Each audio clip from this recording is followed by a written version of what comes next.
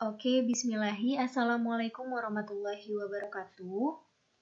Jadi pada meeting kelima ini, pada pertemuan kelima ini, kita akan membahas materi utama kita ya. Fungsi kelas utama kita adalah untuk menghadapi English Proficiency Test ya, atau tes EPT, biasa dikenal dengan tes EPT.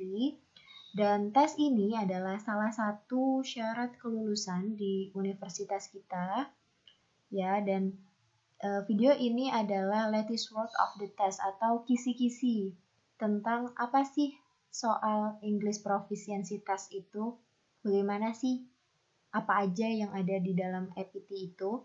Sebenarnya tes EPT ini mirip dengan tes TOEFL ya, mungkin beberapa dari kalian ada yang pernah melihat atau mungkin mencoba jenis tes TOEFL itu seperti apa. Tapi di sini kita hanya akan menghadapi tes EPT ya. Jadi level EPT itu lebih mudah daripada tes TOEFL sendiri. Oke. Jadi pada tes EPT terdapat 3 bagian ya di setiap tesnya. Itu bagian pertama ada yang dinamakan dengan tes listening. Kelas kita sekarang adalah untuk memperdalam kemampuan skill listening kalian. Gitu. Jadi akan ada soal yang juga disediakan audionya, kalian dengarkan bersama-sama dengan peserta tes yang lain dan kalian cocokkan jawabannya dengan jawaban yang kalian anggap paling benar nantinya. Yang kedua, ada yang dinamakan structure and written expression atau lebih sering kita dengar dengan grammar ya.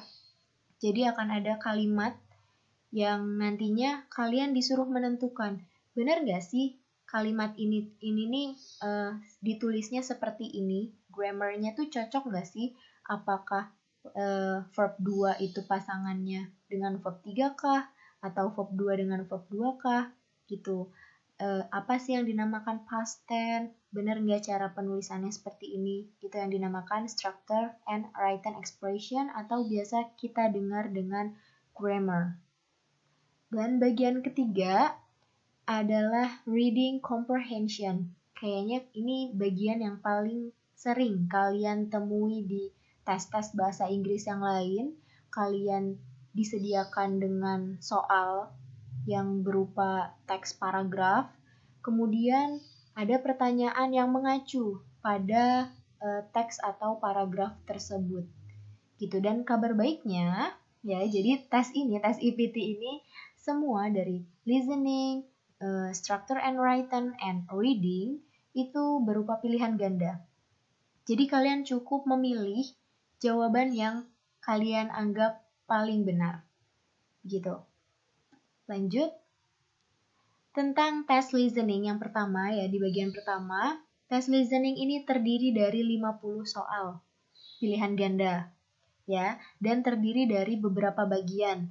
Bagian pertama itu berupa percakapan sederhana antara dua orang dengan pertanyaan yang khas, yang biasanya ditanyakan dengan what does the man or woman mean, gitu. Jadi akan ada talks atau conversation antara dua orang dan akan ada pertanyaan yang menanyakan apa maksud dari laki-laki tadi, apa maksud yang dibicarakan dari perempuan tadi, gitu. Jadi inti yang harus kalian dengar dalam tes listening ini di bagian pertama biasanya nomor 1 sampai 25 atau 1 sampai 30 itu pasti pertanyaannya tentang apa yang dimaksud oleh si laki-laki dalam teks tersebut, dalam conversation tersebut, atau apa yang dimaksud oleh si perempuan dalam percakapan tersebut, begitu. Dan bagian kedua itu berupa talks atau conversation panjang seperti sedang mengikuti course atau ada di dalam sebuah activity di bidang tertentu gitu. Jadi bagian kedua ini listening kalian tuh agak panjang durasinya ya, karena yang dibicarakan itu akan lebih lama gitu. Dan satu talks ini untuk beberapa pertanyaan sekaligus. Kalau di bagian pertama tadi, satu conversation itu hanya untuk satu soal.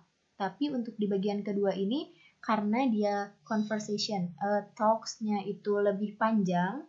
Jadi satu talks itu untuk beberapa pertanyaan sekaligus. Biasanya kalian dengar audionya 1 menit dan audio itu untuk menjawab soal nomor 1 sampai 5 sekalian gitu. Jadi untuk tipe soal yang seperti ini sebaiknya kalian itu lihat juga jawaban yang ada gitu. Jawaban kalian kan berupa pilihan ganda. Ya, kalian dengar dulu itu tadi audionya, lalu tebak kira-kira dari audio ini apa ya yang akan ditanyakan gitu. Kalian tebak, kalian gunakan insting tebakan kalian. Misalnya, oh ini kira-kira nih karena pilihan gandanya kayaknya berkaitan dengan judul, ini pasti tentang yang nomor ini tentang judul nih gitu. Oh ini tadi kayaknya kata ini nih ada deh, saya dengar deh di audio tadi gitu. Jadi kalian cari pilihan yang punya kemungkinan benar yang paling besar. Itu dia kuncinya untuk tes listening. Selanjutnya ada structure and written expression yang terdiri dari 40 soal. Jadi jenis soal ini terdiri dari 2 tipe soal, yaitu mencari pilihan jawaban yang paling benar dan mencari pilihan jawaban yang salah. Jadi kalian akan disediakan dengan 1 kalimat ya, dan 1 kalimat itu sudah diberi tanda A, B, C atau D.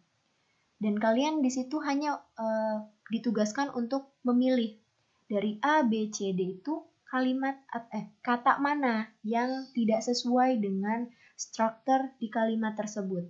Misalkan kalimat tersebut isinya kalimat past tense atau kalimat lampau.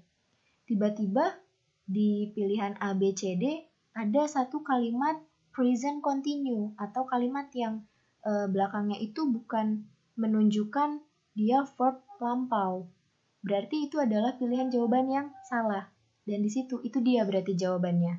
Gitu. Jadi jawabannya ada yang disuruh tentang jawaban yang benar, ada juga yang disuruh memilih jawaban yang salah.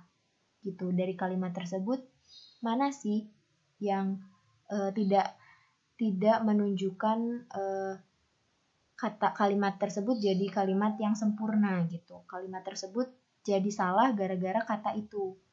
Gara-gara ada kata itu. Dan itu berarti jawabannya yang harus kalian isi, yang harus kalian pilih. Begitu. Selanjutnya, ini yang paling familiar ya tesnya, yaitu reading comprehension. Jadi soal-soal pada bagian ini masih terdiri dari beberapa teks yang tidak terlalu panjang untuk 3-4 soal di setiap teksnya. Akan tetapi ada juga jenis soal yang menggunakan satu teks bacaan yang panjang ya. Jadi satu teksnya terdiri dari beberapa paragraf, namun teks itu tuh untuk menjawab 10 soal. Gitu. Jadi misalkan sudah disediakan satu teks panjang yang terdiri dari 3 paragraf dan bacaan itu untuk menjawab soal nomor 1 sampai 10. Gitu biasanya. Dan biasanya reading comprehension ini terdiri dari 50 soal. Biasanya berarti kalau per teksnya itu untuk 10 soal, berarti akan ada 5 teks yang harus kalian baca. Gitu. Dan sarannya, tipsnya di sini, kalian harus baca dulu teksnya sampai tuntas, atau kalian bisa juga baca soalnya dulu baru kalian baca teksnya. Ya, jadi kalian bisa paham apa yang dituliskan, apa yang ditanyakan gitu. Jadi nggak terlalu membuang-buang waktu kalian untuk menjawab. Biasanya pertanyaan akan ditanyakan dengan kalimat yang berbeda dengan yang ada pada teks.